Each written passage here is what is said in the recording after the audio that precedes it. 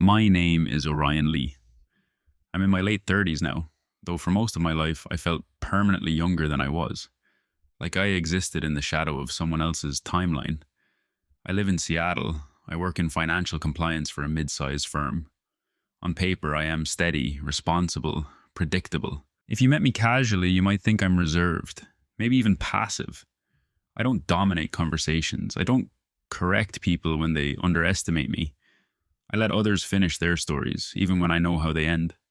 Most people would describe me as the reliable one. That label followed me my entire life. My older brother was the golden child, charismatic, effortless, the kind of person teachers praised before he even spoke. He collected applause the way other people collect receipts. And I collected the receipts. He got admiration. I have responsibility. Growing up, it didn't feel dramatic.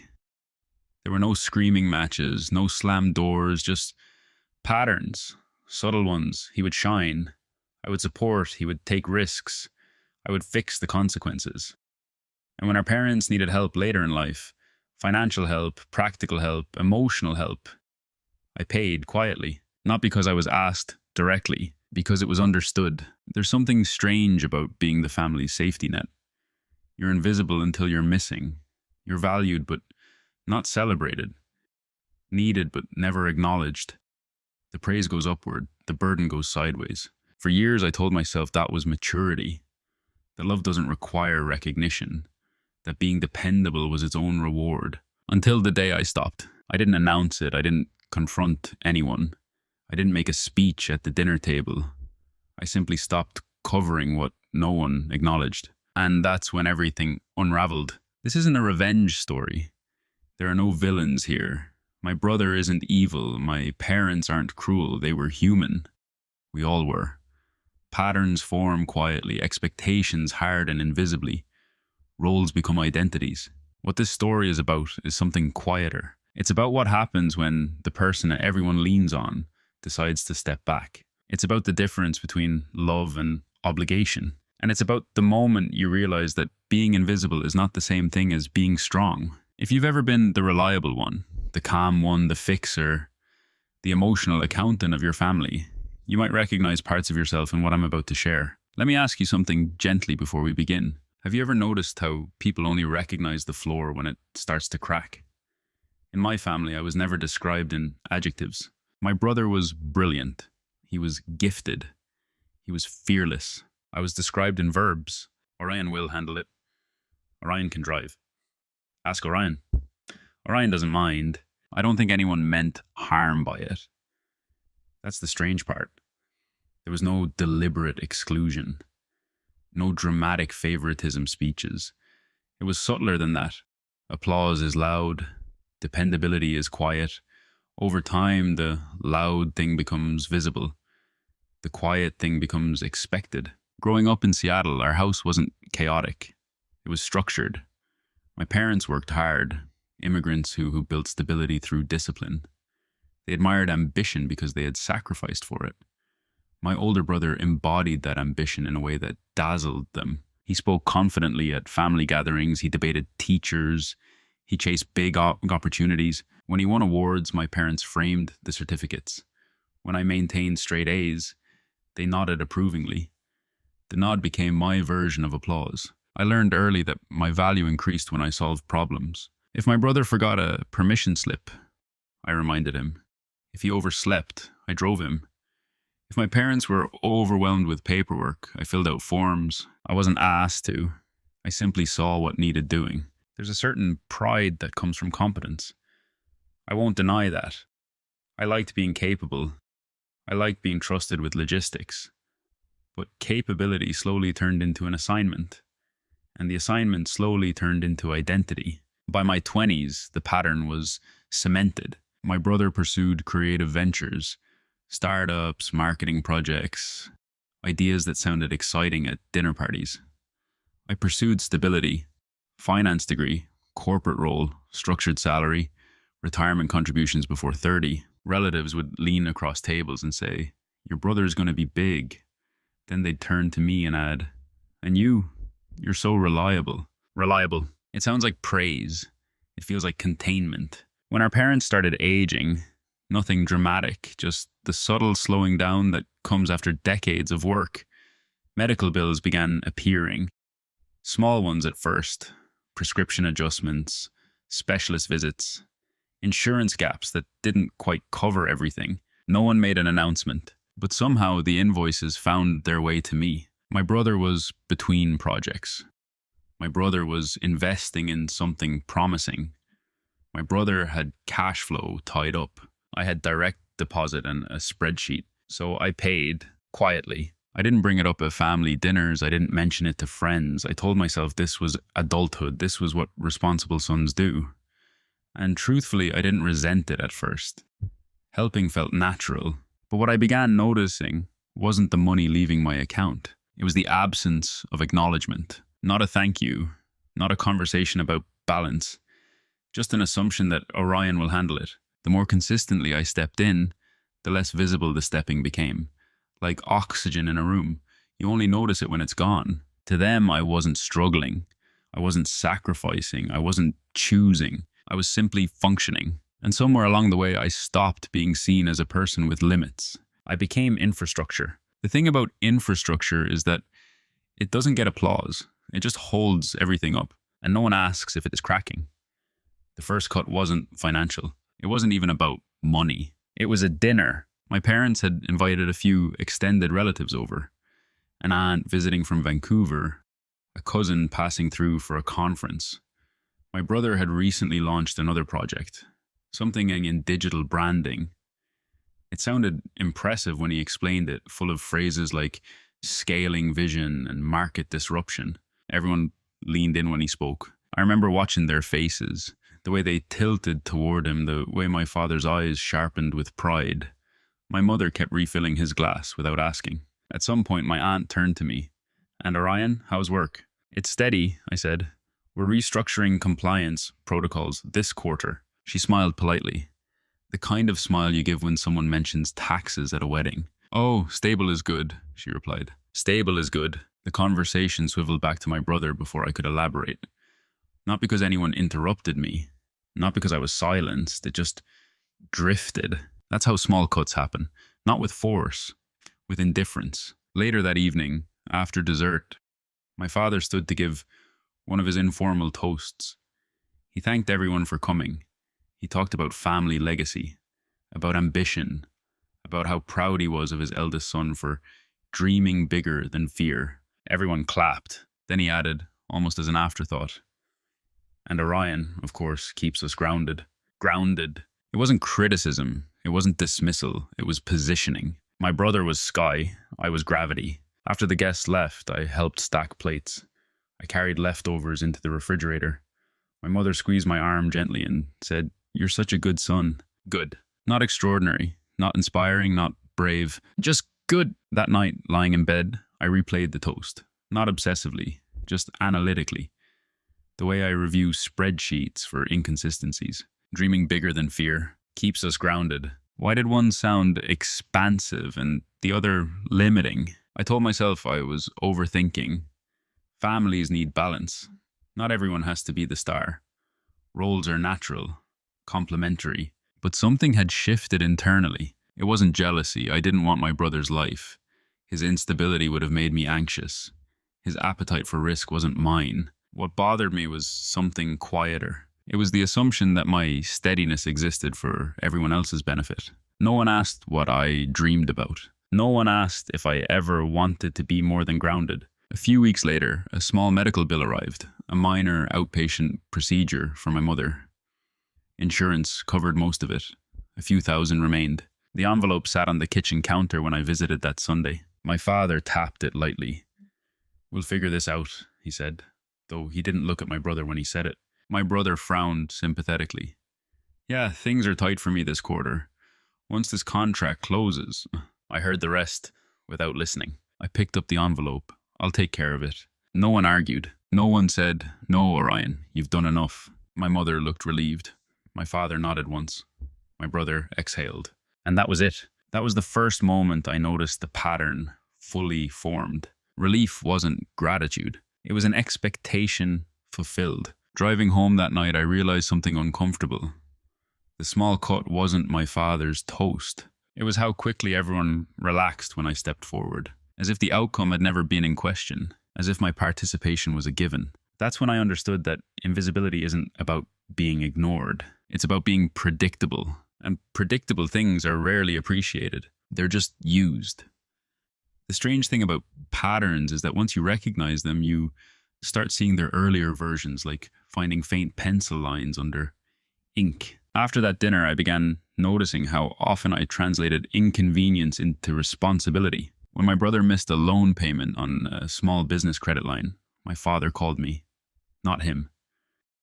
"Can you review this? Just make sure everything's in order." Review was our family's word for repair. I sat at my kitchen table with my black leather notebook open beside me, scanning numbers that weren't mine, fixing late fees that weren't my fault.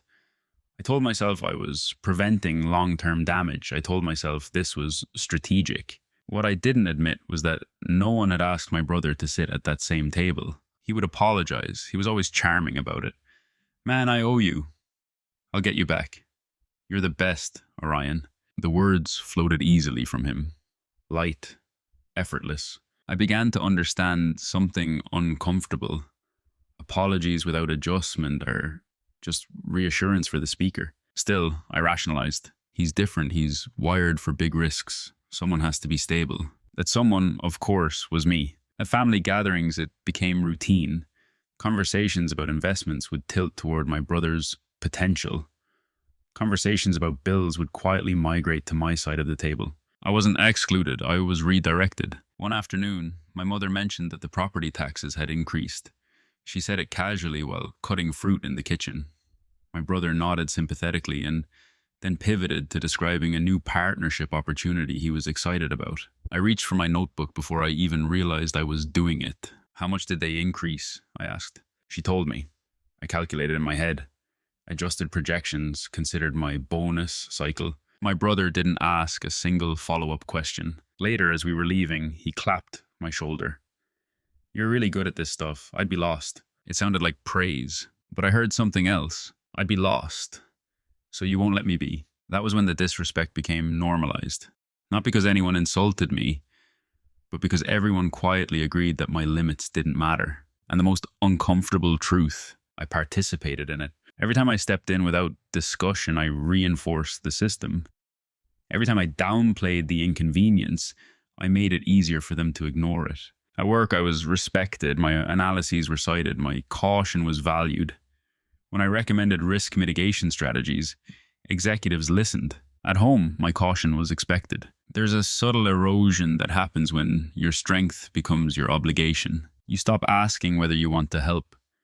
You start assuming you should. I began telling myself that I preferred this role, that visibility comes with pressure, that applause fades, that stability is power. But power without acknowledgement is just labor. One evening, I opened my notebook and did something I had never done before. I added a column, not just for expenses, for frequency. Medical bills, property taxes, loan adjustments, emergency transfers. I wasn't angry when I wrote them down. I was curious. Patterns reveal themselves when documented. And what I saw wasn't a single act of generosity. It was a system where my brother was allowed volatility and I was assigned permanence. The most revealing part wasn't the money. It was the silence around it. No family meeting, no shared planning, no recalibration, just an invisible understanding. Orion will handle it. And because I always had, they believed I always would. That was the moment I realized something uncomfortable. Disrespect doesn't always feel sharp.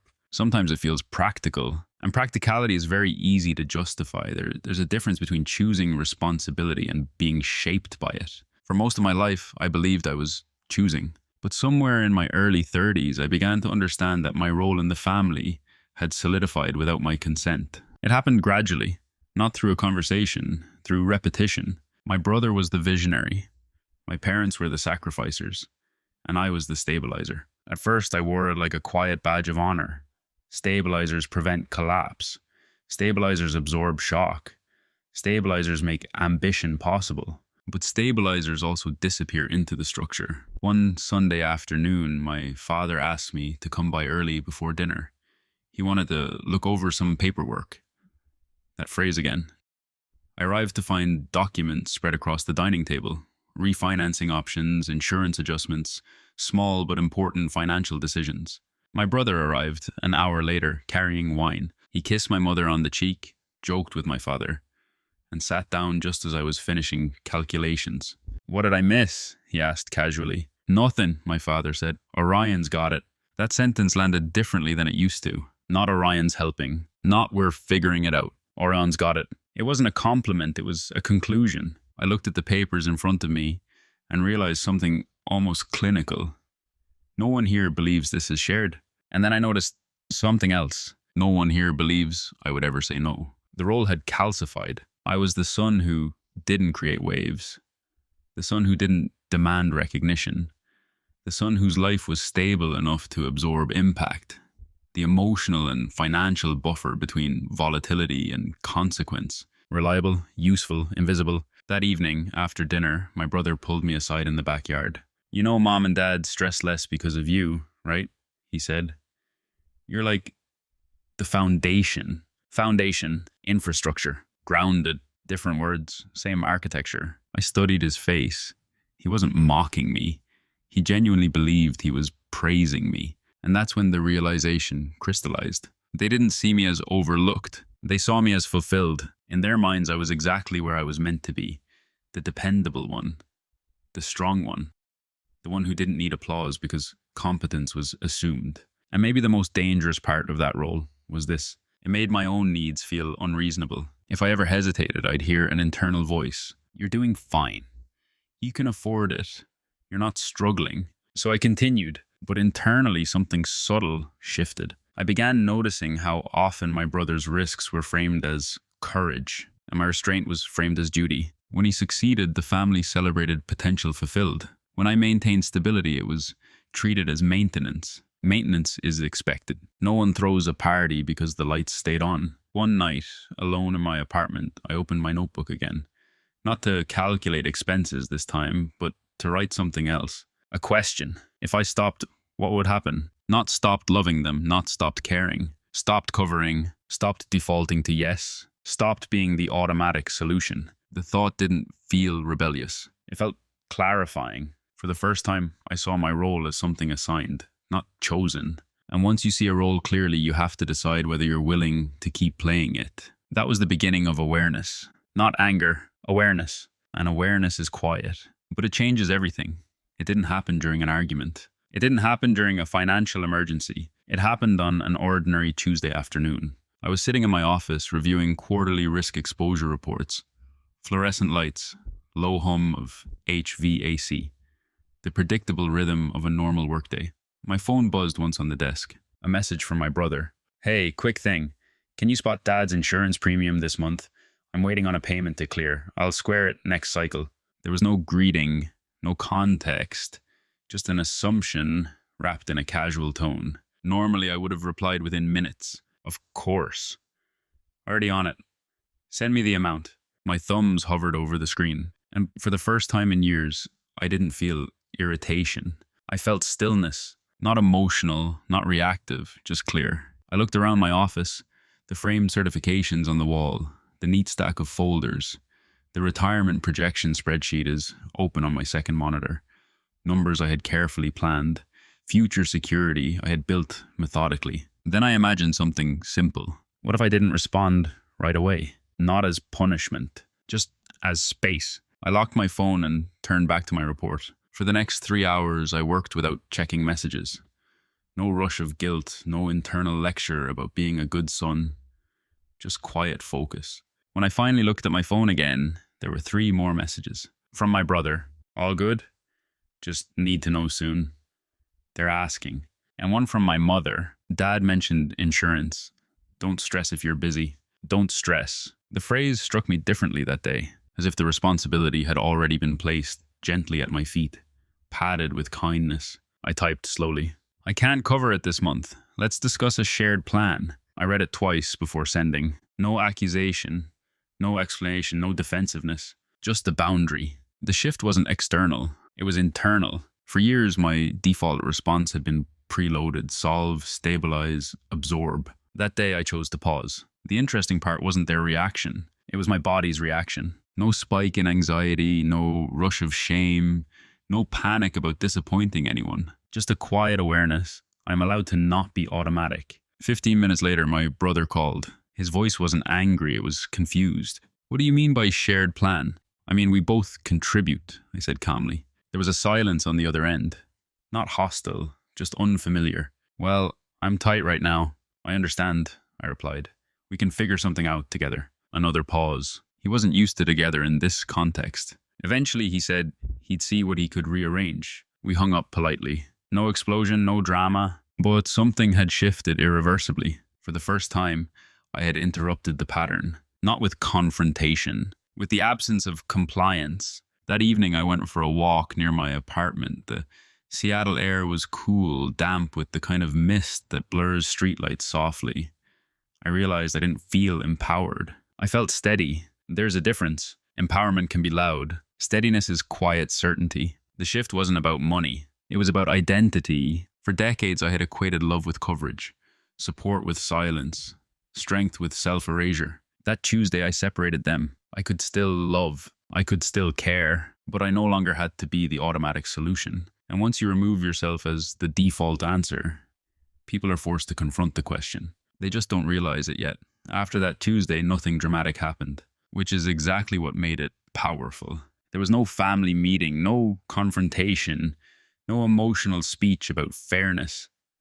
Life continued on the surface, unchanged, but beneath it, the pattern had been interrupted. My brother did manage to cover half of the insurance premium that month. I quietly transferred the remaining portion, but only after we had discussed it explicitly. It wasn't automatic. It was negotiated. That distinction mattered. The next time a small expense came up, home maintenance for my parents' house, I didn't volunteer first. I waited. The silence felt unnatural at first, like standing still in a moving walkway. In the past, I would have preempted the discussion. I'll handle it. Send me the invoice. This time, I let the conversation breathe. My father mentioned the repair during Sunday lunch. My mother sighed lightly. My brother nodded sympathetically. And then, nothing. The space lingered. For the first time in years, I didn't fill it. Silence, I realized, isn't emptiness. It's information. People reveal their assumptions when no one rushes to solve them. My brother eventually cleared his throat. How much is it? My father told him. Another pause. I kept eating. My brother looked at me briefly, almost reflexively, waiting for the familiar shift where I'd step in. I didn't. Not definitely, not with tension, just neutrally. It was subtle, but I saw it happen. He recalibrated. Okay, he said slowly. Let me check what I can move around. That moment taught me something critical. They hadn't been malicious. They had been conditioned by my consistency. Silence wasn't weakness. It was a recalibration space. Over the next few months, I began applying that silence strategically. I responded slower, not to manipulate, but to remove urgency as a tool. I asked clarifying questions instead of offering solutions. I said, let's think about this, instead of, I've got it. At first, my brother mistook it for hesitation. You okay? He asked once. You seem different. I'm just being intentional, I replied. Intentional. That word felt accurate. The interesting shift wasn't external logistics, it was an emotional redistribution. When I stopped absorbing every inconvenience, something else happened. I had a margin, time, mental space, energy that wasn't immediately redirected outward. I began reinvesting it quietly. I met with a financial advisor, not because I was in trouble, but because I wanted long-term autonomy structured clearly. I adjusted my savings allocations. I reviewed legal contingencies for elder care planning. Not in secret, just independently. Silence, when chosen, creates leverage. Not over people, over your own reactions. My brother still talked about his ventures. My parents still admired his boldness.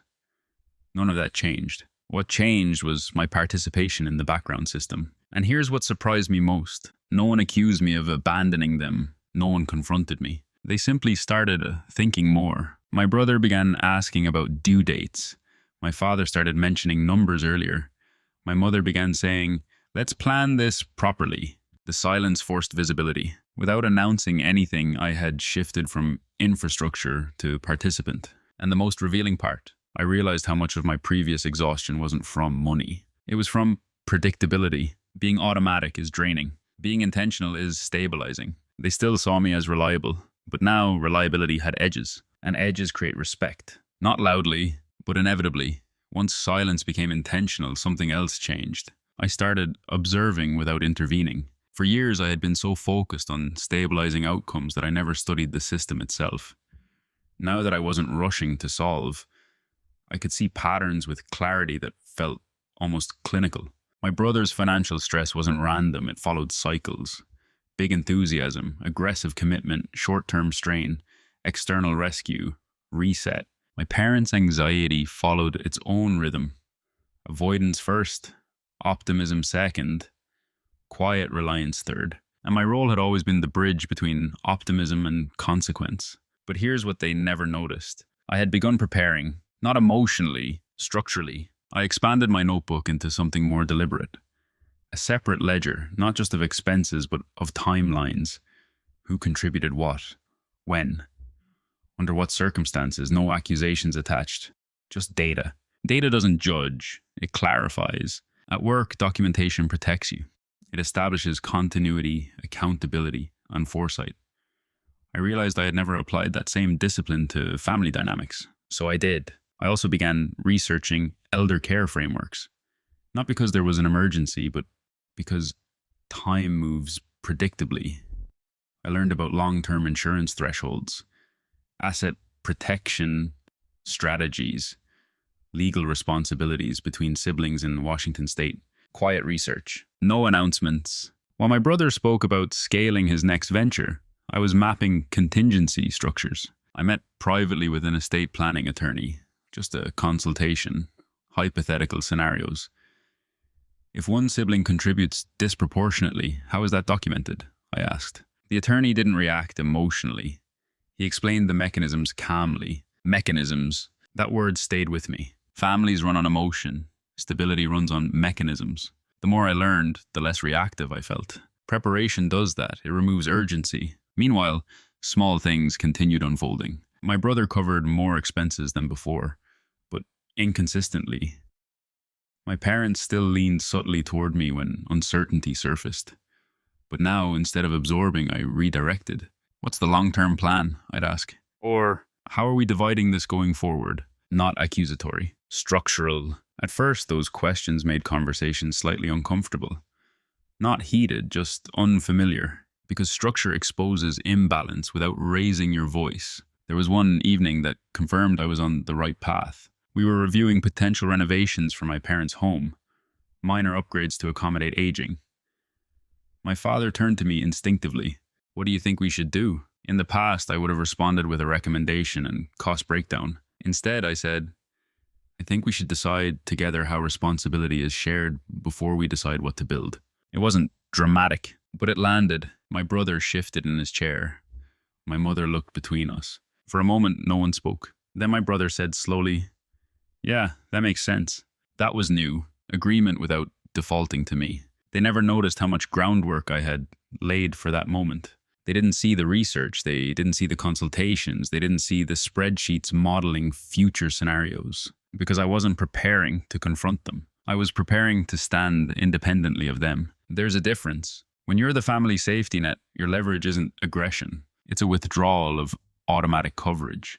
But withdrawal without preparation is chaos. Withdrawal with preparation is control. Over those months, I felt something unfamiliar growing inside me. Not resentment, not superiority, authority, quiet authority over my own participation. And the most powerful part, no one saw it happening. They thought I was just being more thoughtful.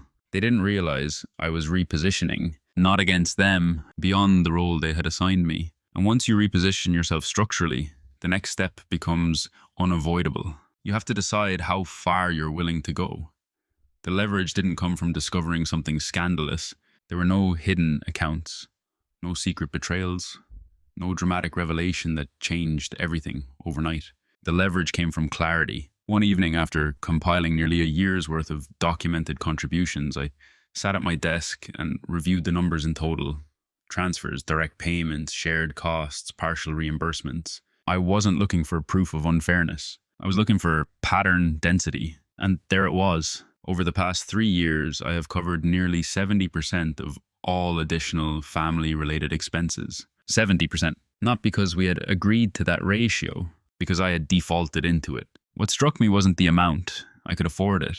What struck me was the invisibility of it. If someone had asked my parents how responsibilities were divided, they likely would have said, the boys both help. If someone had asked my brother, he would have said, we figure it out together. The story everyone believed was balanced. The data said otherwise. And that discrepancy, that gap between perception and structure, was my leverage. Not to use against them, but to decide my future. I realized something quietly profound. As long as the imbalance remained undocumented and undiscussed, it would persist indefinitely. Not out of cruelty, out of comfort. Comfort thrives in ambiguity. Clarity disrupts it. I printed the summary sheet. One clean page, categories, percentages, totals, no emotional commentary, no highlighting, no accusation, just numbers. I placed it inside my black leather notebook and closed it. I didn't feel anger. I felt alignment. For the first time, my internal sense of strain matched an external measurement. It wasn't, I feel like I'm doing more. It was, I am doing more. That distinction matters. Emotion can be debated. Data cannot. Over the following weeks, I observed something else. When small expenses came up and I didn't immediately respond, my brother began offering partial solutions faster. My father started suggesting cost reductions before assuming supplementation.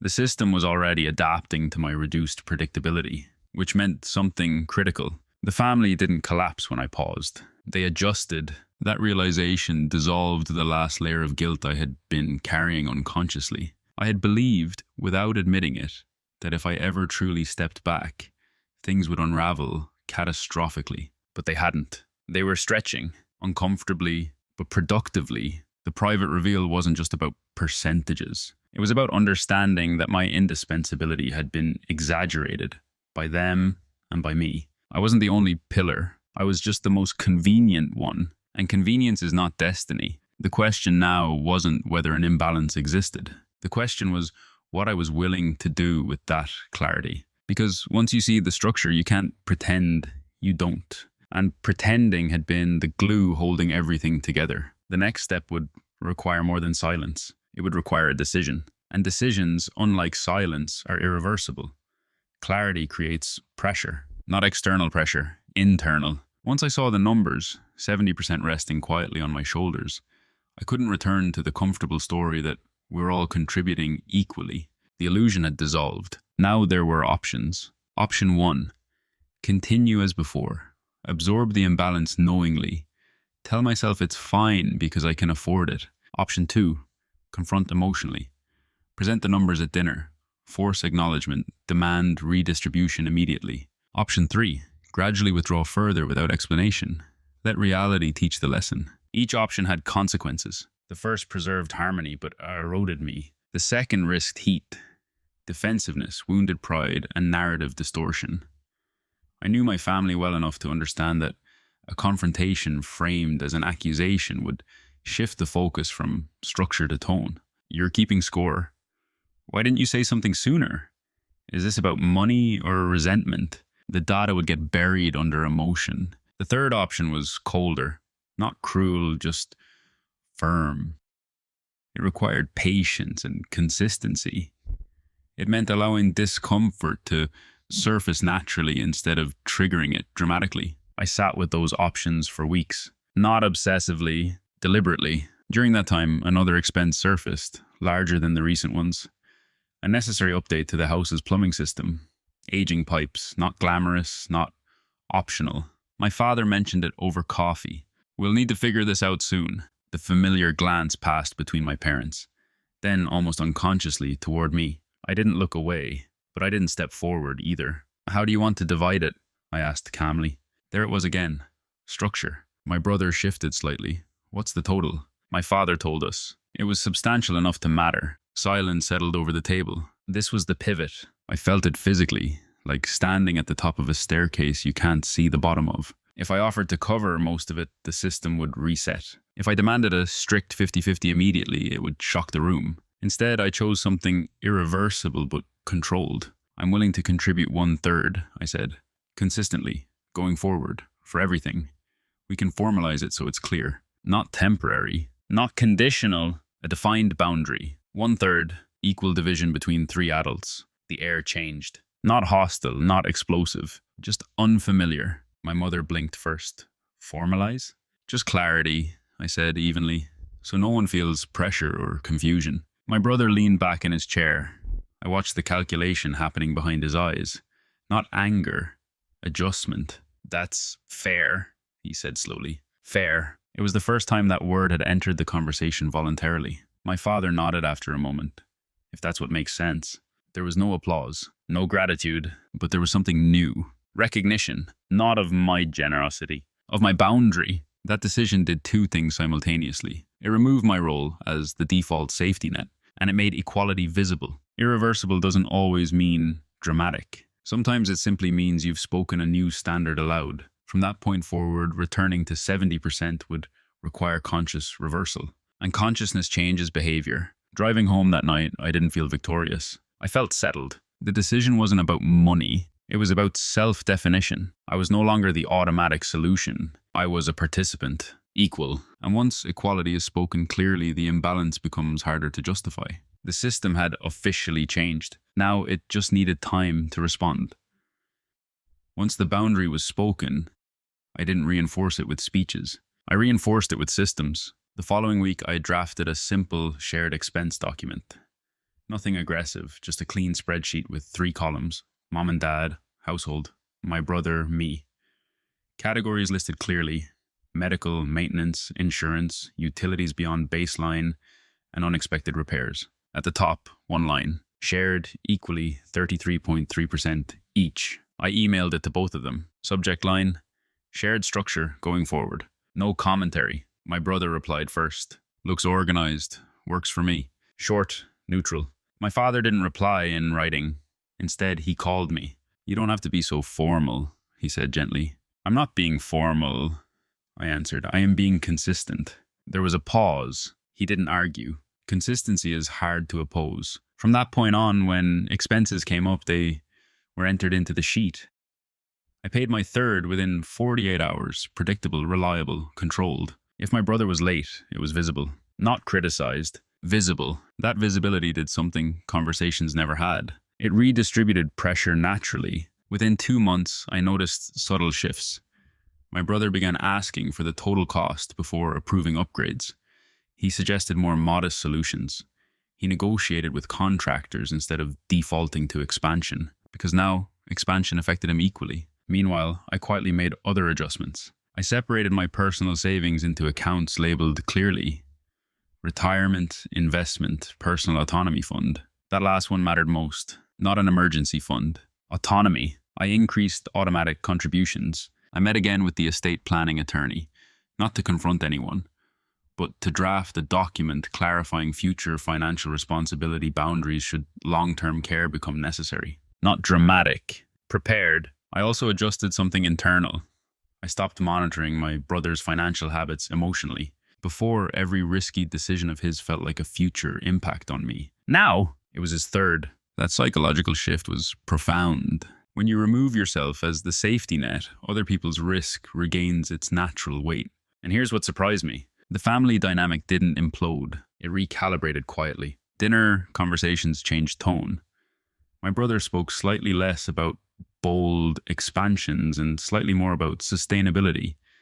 My father began asking both of us for input, instead of defaulting to me privately. I didn't announce these changes. I simply didn't step beyond my line. There was one moment that confirmed everything. A medical expense came in higher than expected. Unexpected testing. The total required immediate coordination. My brother called. Okay, he said, more focused than usual. If we each transfer tonight, we're covered. We. Not, can you handle this? Not, I'll get you back. We. That word felt different. Not because it was sentimental, because it was accurate. Moving in silence isn't about withdrawal. It's about redefining participation without theatrics. No arguments, no humiliation, no scoreboard waved in the air. Just structure. Structure removes ambiguity. Ambiguity had protected the imbalance for years. Now, the imbalance would have to justify itself openly, and most imbalance doesn't survive visibility. The system was no longer built on my automatic compliance. It was built on shared responsibility, which meant something inevitable was coming. Not collapse, consequence. Because when someone has benefited from imbalance, consciously or not, adjustment feels like loss. And loss always reveals truth. The first sign wasn't conflict. It was friction. Small, almost imperceptible tension in places that used to feel smooth. A month after we formalized the shared structure, my brother postponed contributing to a repair expense. Not dramatically, just a delay. A few days passed, then a week. The spreadsheet reflected it quietly. No commentary, no follow-up message from me, just a visible gap. In the past, I would have covered it temporarily to avoid stress. I would have told myself it was efficient. This time, I didn't. The contractor followed up. My father grew mildly anxious. My mother mentioned the timeline at dinner. My brother shifted in his chair. "I'm moving funds tomorrow," he said. No one looked at me. That was new. The pressure was no longer triangulated through me. It sat directly where it belonged. Another shift came during a conversation about a potential home upgrade. New kitchen cabinets, which my mother had been considering for years. Previously, upgrades moved forward on optimism. "We'll make it work," my father would say, implicitly trusting that I'd stabilize any shortfall. Now, the conversation sounded different. "We should wait," my brother suggested.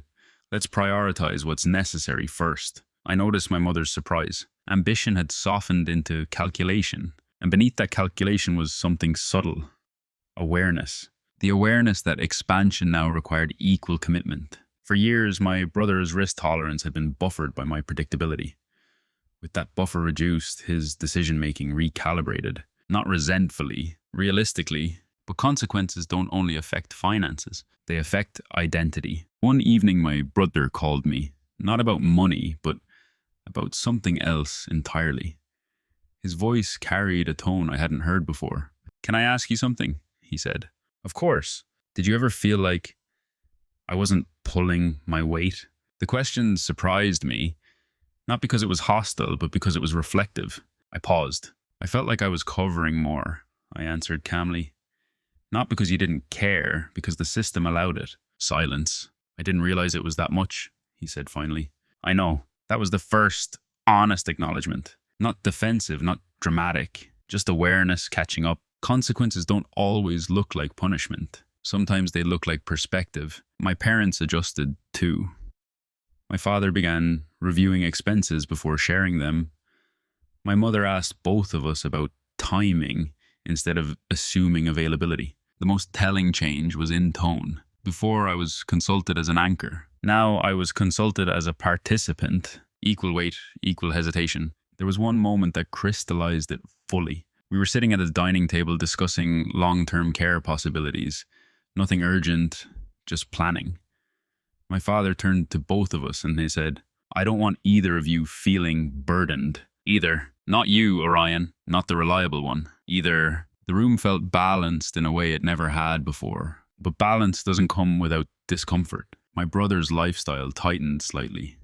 He became more selective about projects, less impulsive, more deliberate. Adjustment can feel like restriction when you're used to freedom without consequence. I didn't feel satisfied watching that shift. I felt neutrality, because this wasn't about watching him struggle. It was about watching reality redistribute. The safety net had not disappeared. It had simply become shared. And when safety becomes shared, so does weight. They were beginning to feel what I had felt for years, not as punishment, but as proportion. And proportion changes everything.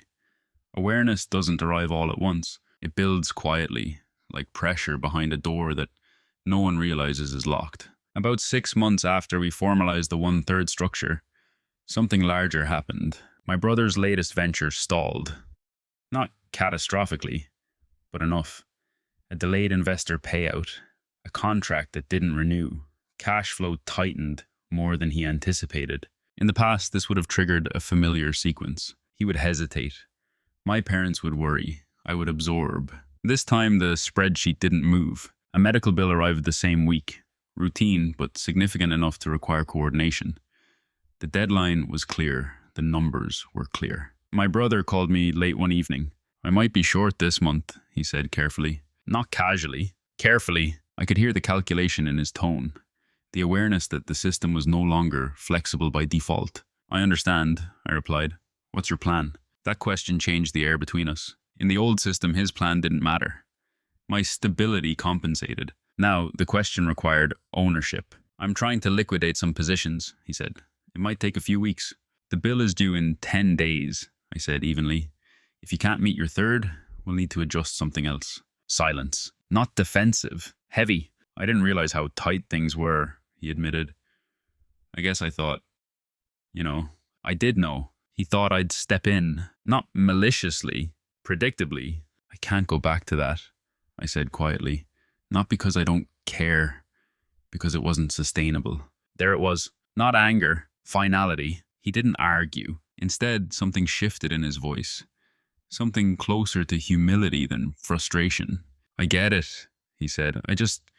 I wish we'd talked about this earlier. So did I. But that's the thing about long-standing imbalance. Once it's corrected, you can't undo the awareness. You can't unsee the percentages. You can't unlearn the feeling of carrying more than your share. Even if I wanted to temporarily cover his portion again, it wouldn't feel the same.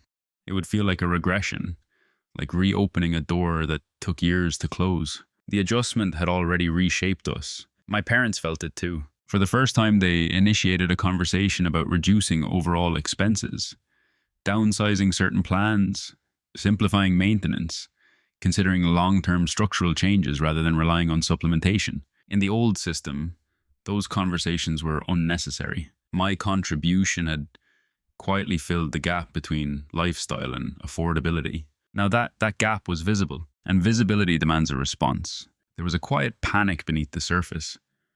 Not dramatic, not shouted, but real. The realization that the old comfort had depended on a single silent participant. And that participant had stepped back, not angrily, permanently. My brother eventually covered his share through rearrangements, small sacrifices, and delayed plans. But something in him had changed. He no longer spoke about bold expansion the same way. There was caution now, not fear, awareness. And here's the truth that settled in me during those weeks. It was too late to return to the previous dynamic. Not because I refused, because we had evolved past it. You can't unknow an imbalance once it's quantified. You can't unknow reliance once it's named. Even if they wished for the old comfort, they couldn't pretend it was fair anymore. And fairness, once acknowledged, is difficult to abandon. The system had been corrected, not explosively, irreversibly. The confrontation didn't happen at a dinner table.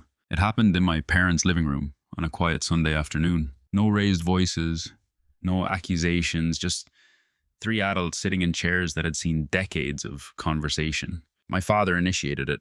I've been thinking, he said slowly, maybe we relied on you too much. He didn't look defensive, he looked reflective. My mother sat beside him, hands folded in her lap. My brother leaned forward, elbows on his knees. I didn't rush to soften it. Silence, when you've earned it, doesn't need to be filled. It wasn't just you, I said finally. I allowed it. That mattered, because this wasn't a courtroom. It was a recalibration. My brother nodded. I think I got comfortable, he admitted. Not because I expected you to carry everything, but because you always did. There was no resentment in his voice, just recognition. Recognition feels different than apology. An apology looks backward. Recognition looks forward. My father sighed lightly. We were proud of you, he said to my brother, for dreaming big. Then he turned to me. And we were proud of you for being steady. But maybe we didn't say it the same way. That was the closest they had ever come to naming it. I didn't need a dramatic acknowledgement. I didn't need an emotional correction of the past. What I needed was alignment in the present. I don't regret helping, I said calmly. I just can't be the default anymore. No tremor in my voice. No stored resentment leaking out. Just a fact. My mother looked at me carefully. Did you feel unseen? It was a gentle question. And years ago I might have answered with something guarded or dismissive. This time I didn't protect anyone from the truth. Sometimes, I said, but mostly I felt predictable. That word landed softly. Predictable. My brother gave a small, almost embarrassed laugh. Yeah, you were. We all smiled slightly at that. Not because it was funny, because it was accurate. There was a long pause after that. Not uncomfortable, just full. No one tried to rewrite history. No one tried to exaggerate guilt. No one tried to dramatize growth. And that's what made it real. My father cleared his throat. Going forward, we planned together, he said, equally. It wasn't a declaration. It was an agreement. The kind that doesn't need applause. I realized something in that moment. I had never wanted them to feel bad. I had wanted them to feel aware. Awareness had arrived. Without explosion, without humiliation, without revenge. That afternoon didn't end with a hug or tears. It ended with tea, with practical discussion, with a list of upcoming expenses and shared timelines. Ordinary, balanced. As I drove home later, I didn't feel lighter because they had admitted something. I felt lighter because I had stayed calm enough to let the truth surface without force. Confrontation doesn't require heat. It requires clarity. And clarity, delivered without anger, is hard to resist. The system was no longer built on assumptions.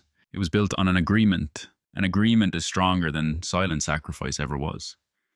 If you had asked me 5 years ago who I was in my family, I would have answered without hesitation. I'm the responsible one. Back then, it sounded like identity. Now it sounds like a role that I once played well. There's a difference between being responsible and being defined by responsibility. Today, I still contribute 1/3. I still review documents when asked. I still think ahead.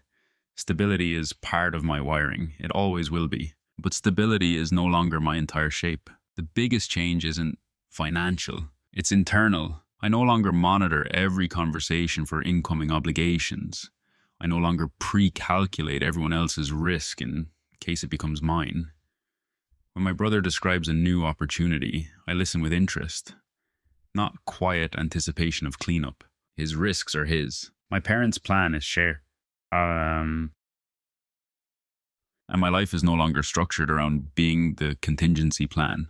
There's a calm that comes from that separation. Not distance, definition. My relationship with my brother has shifted in subtle but meaningful ways. We speak more directly now. Less posturing, less subconscious hierarchy. He no longer frames me as the foundation. Sometimes he asks my opinion before making a decision. Not because I'll absorb the consequences, but because he respects my judgment. That respect feels different than reliance. Reliance assumes availability. Respect acknowledges choice. My parents, too, have changed. My father consults both of us before committing to expenses. My mother occasionally thanks me, not for paying, but for being clear. Clarity, I've learned, is a gift people don't always know they need. As for me, I've expanded in places that once felt secondary. I travel more. I say no faster. I invest in projects that belong solely to me. The personal autonomy fund I created has grown steadily. Not because I plan to leave anyone behind, but because I finally understand that security should include myself. I don't feel resentment toward my past self for carrying more. He did what he believed was right, but I also don't feel obligated to remain that version forever. The most important shift is this. I no longer confuse silence with strength. In the past, my silence was absorption. Now, my silence is intentional. In the past, my steadiness erased me. Now it defines me without shrinking me. When I sit at the dinner table now, I don't feel like infrastructure. I feel like a son, a brother, an equal, and that equality didn't arrive because anyone changed first. It arrived because I did. Not dramatically, not loudly, but permanently. Who I am now isn't someone who stepped out of the family. It's someone who stepped out of invisibility. And once you've been visible to yourself first, you can never go back to being structural support alone. I am still reliable, but I am no longer automatic. If there's one thing this experience taught me, it's this. Most imbalance doesn't begin with cruelty. It begins with convenience. When someone is strong, steady, and capable, people lean on them. At first it feels natural, even honorable. But if that leaning is never examined, it quietly turns into expectation. An expectation, left unspoken, becomes identity. For years, I believed being the safety net was proof of love. I thought absorbing more meant I was mature. I told myself that acknowledgement didn't matter. But here's the truth I had to learn the slow way. Love without boundaries becomes quiet self-erasure. No one in my family set out to make me invisible. and I didn't set out to become infrastructure. It happened because I never paused long enough to ask whether my reliability was chosen or assumed. The moment I stopped being automatic, everything recalibrated. Not because I demanded respect, because I modeled it. I didn't shout, I didn't shame, I didn't withdraw affection. I simply made responsibility visible. And visibility changed the system. Sometimes quiet dominance isn't about taking control of others. It's about taking control of your participation. You don't need to humiliate someone to rebalance a relationship. You don't need revenge to correct a pattern. Often all it takes is clarity delivered calmly and the discipline to hold it. Today, my family is more balanced than it's ever been. Not perfect, not frictionless, but honest. And honesty, even when it arrives late, is stronger than silent sacrifice. So if you've been the reliable one, the steady one, the emotional accountant, the invisible pillar, let me leave you with this. Have you chosen that role, or have you simply never questioned it? I'd genuinely like to hear your experience, because sometimes the strongest shift in a family doesn't begin with confrontation. It begins with one quiet decision to stop being automatic.